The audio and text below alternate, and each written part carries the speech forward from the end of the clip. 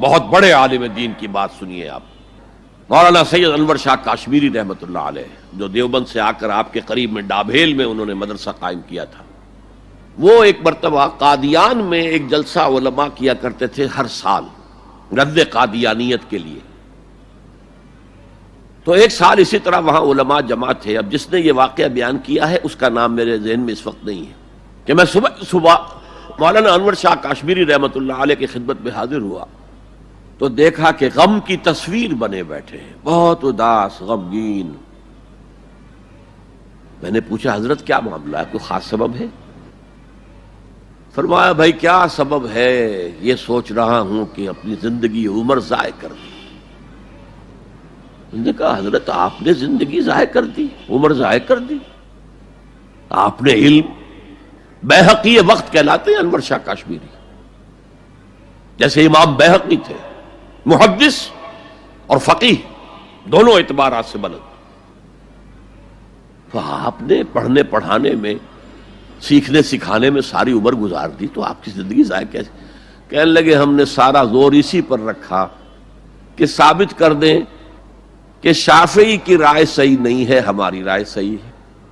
اسی کے لیے دلائل، اسی کے لیے بحثیں، اسی کے لیے لمبی چوڑی جو ہے ہمارے ہاں نشستیں منعقد ہوئیں مدارس کے اندر۔ حالانکہ اللہ کے ہاں یہ ہم سے سوال نہیں ہوگا، گمراہیاں طرح طرح کی پھیل رہی ہیں اور ہم ان بحثوں میں لگے ہوئے۔ حالانکہ زیادہ سے زیادہ یہ کہا جا سکتا ہے کہ قول اصحابنا ثواب محتمل الخطا، اور جو قول دوسروں کا ہے وہ خطا ہے محتمل الثواب۔ زیادہ سے زیادہ یہ کہہ سکتے ہیں ہم کہ ہمارے جو اسلاف ہیں، ہمارے جو اساتذہ ہیں، ان کا قول صحیح ہے، اگرچہ اس کے خطا ہونے کا بھی امکان ہے۔ ہم یہ نہیں کہہ سکتے کہ اس کے غلط ہونے کا کوئی امکان ہی نہیں، معصوم تو وہ نہیں تھے۔ اور قولہم، ان کا جو ہمارے سامنے ہے مد مقابل ہے، اور وہ شافعی ہیں۔ اصل تو جو ٹکراؤ تھا وہ فقہ حنفی اور فقہ شافعی کے مابین تھا۔ ہم صرف یہ کہہ سکتے ہیں کہ ان کا یہ قول خطا ہے، غلطی ہے، اگرچہ احتمال موجود ہے کہ وہی صحیح ہو، اس کے سوا تو ہم کچھ نہیں کہہ سکتے۔ اور ہم نے اپنی ساری زندگی اس کام میں لگا دی۔